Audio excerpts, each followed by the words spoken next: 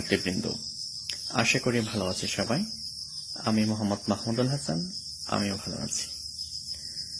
আজ আমি তোমাদের সাথে মধ্যস্থ ব্যবসায়ীর বৈশিষ্ট্য নিয়ে আলোচনা করব। চলো তার আগে দেখে নিই আসলে মধ্যস্থ ব্যবসায়ী কারা।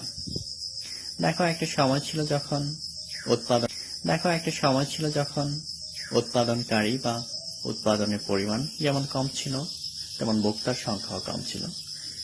কিন্তু বর্তমান বিশ্বে উৎপাদনের প্রকৃতি যতই বৃহদায়তন রূপ লাভ করছে, সেই সাথে সাথে উৎপাদনকারী ও ভোগকারীর মধ্যে দূরত্ব ততই বৃদ্ধি পাচ্ছে।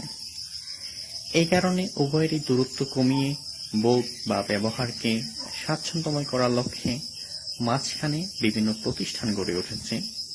এই সকল প্রতিষ্ঠান মধ্যস্থ ব্যবসায়ী নামে পরিচিত। অর্থাৎ মধ্যস্থ ব্যবসায়ীর কাজ হলো মাঝখানে থেকে তারা কি করবে, উৎপাদনকারী এবং ভোগকারীর মধ্যে একটা যোগসূত্র স্থাপন করবে, যেন সহজে উৎপাদনকারী তার পণ্যটা চূড়ান্ত ভোক্তার কাছে পৌঁছতে পারে। যেমন মনে করো যে পাইকার, খুচরা ব্যবসায়ী, দালাল, ফড়িয়া, কমিশনার, এ সকল ব্যক্তি বা প্রতিষ্ঠান মধ্যস্থ ব্যবসায়ী হিসেবে বিবেচিত হয়।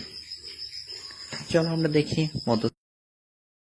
দেখি মধ্যস্থ ব্যবসায়ীর বৈশিষ্ট্যগুলো। প্রথম যে বৈশিষ্ট্যের কথা বলা হয়েছে সেটা হচ্ছে বন্টন প্রণালীতে অবস্থান। বন্টন প্রণালী বলতে আমরা বুঝি উৎপাদনকারীর কাছ থেকে চূড়ান্ত ভোক্তার কাছে পৌঁছাতে যে ওয়ে বা যে পথটা ব্যবহার করা হয় সেই পথটাই হচ্ছে বন্টন প্রণালী। তো বন্টন প্রণালীতে মধ্যস্থ ব্যবসায়ীরা মাঝখানে অবস্থান করে, তারা কোনো প্রান্তে অবস্থান করে না। যেহেতু তাদের নামই হচ্ছে মধ্যস্থ ব্যবসায়ী, তারা উৎপাদনকারী এবং চূড়ান্ত ভোক্তার মাঝখানে অবস্থান করে এই দুজনের মধ্যে যোগসূত্র স্থাপন করে। দ্বিতীয় যে বৈশিষ্ট্যের কথা বলা, অধিক মূলধন। যেহেতু মধ্যস্থ ব্যবসায়ীরা একসাথে অধিক পরিমাণ পণ্য ক্রয় করে, যার ফলে তাদের ব্যবসায়িক প্রকৃতিগত কারণে তাদের অধিক পরিমাণ মূলধনের প্রয়োজন হয়।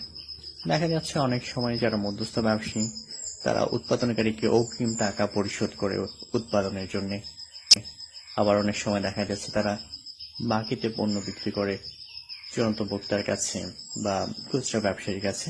তো সেক্ষেত্রেও তাদেরকে দেখা যাচ্ছে যে অধিক পরিমাণ মূলধন জোগাড় করতে হয়, বা অনেক ক্ষেত্রে তাদের ব্যবসায়িক সুনামের সাথে তাদের বাকিতে পণ্য ক্রয় না করে নগদে পণ্য উৎপাদনকারীর কাছ থেকে ক্রয় করতে হয়, যার ফলে তাদেরকে অধিক পরিমাণ মূলধনের প্রয়োজন হয়ে থাকেন।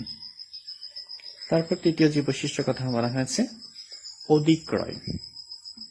যেহেতু মধ্যস্থ ব্যবসায়ীরা একসাথে অধিক পরিমাণ ক্রয় করে, সেগুলোকে ছোট ছোট লটে বিভক্ত করে দেন খুচরা ব্যবসায়ী অন্তর্ভুক্তার কাছে ওরা বিক্রি করে, তারা একসাথে অধিক পরিমাণ পণ্য ক্রয় করেন।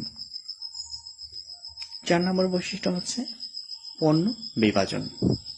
যেহেতু মধ্যস্থ ব্যবসায়ীরা একসাথে অধিক পরিমাণ পণ্য ক্রয় করে, সেই ক্রয়কৃত পণ্যকে বিভিন্ন আকার, আকৃতি, ওজন, বিভিন্ন গ্রেডে ভাগ করা হয় এবং বিভিন্ন গ্রেডে ভাগ করে প্রতিটা গ্রেডের জন্য ওরা আলাদা মূল্য নির্ধারণ করে, যাতে স্বাচ্ছন্দ্যে তারা ক্রেতার কাছে পণ্যগুলো বিক্রি করতে পারে বা ক্রেতাও সহজে পণ্যটা ক্রয় করতে পারে।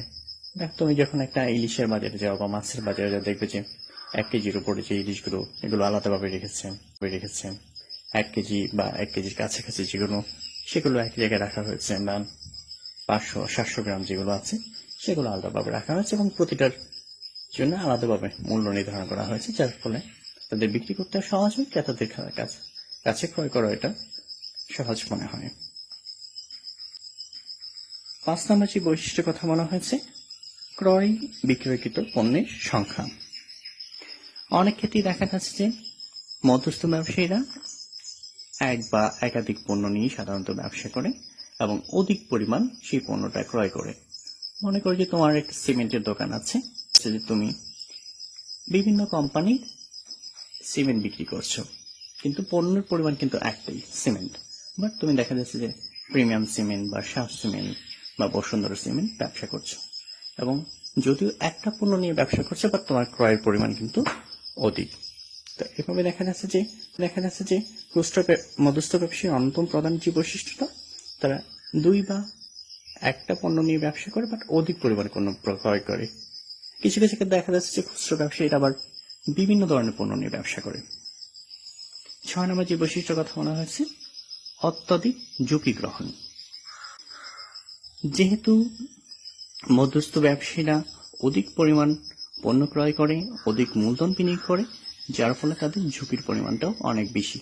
কারণ দেখা যাচ্ছে যে কোনো প্রাকৃতিক দুর্যোগে তাদের পণ্য নষ্ট হয়ে যেতে পারে, তাদের গুদামে রেখে দিতে হয়, বা পরিবহনের সময় পণ্য নষ্ট হয়ে যেতে পারে, যার ফলে তাদেরকেও অধিক পরিমাণ ঝুঁকি গ্রহণ করতে হয়।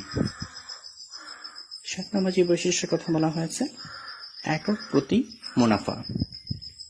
মধ্যস্থ ব্যবসায়ীদের একক প্রতি মুনাফার পরিমাণটা কম হয়। হয়তো দেখা যাচ্ছে তুমি একটা জিনিস 10 টাকায় ক্রয় করেছ, 10 টাকা 50 পয়সা করে বিক্রি। এখানে একক প্রতি মুনাফার পরিমাণ কম হলেও যেহেতু অনেক পরিমাণ পণ্য তারা বিক্রি করে, যার ফলে তাদের মোট মুনাফার পরিমাণ বেশি হয়। 8 নম্বর যে বৈশিষ্ট্যের কথা বলা হয়েছে, উপযোগ সৃষ্টি। মধ্যস্থ ব্যবসায়ীরা বিভিন্ন ধরনের উপযোগ সৃষ্টি করে, যেরকম অধিক পরিমাণ পণ্য ক্রয় করে তারা গুদামজাতকরণ করে রাখে, যার ফলে তারা সময়গত উপযোগ সৃষ্টি করে। তাছাড়া পরিবহনের মাধ্যমে এগুলো আনে, স্থানগত উপযোগ সৃষ্টি করে, বিজ্ঞাপনের ব্যবস্থা করে প্রচারগত উপযোগ সৃষ্টি করে, তাছাড়া ক্রয় বিক্রয়ের মাধ্যমে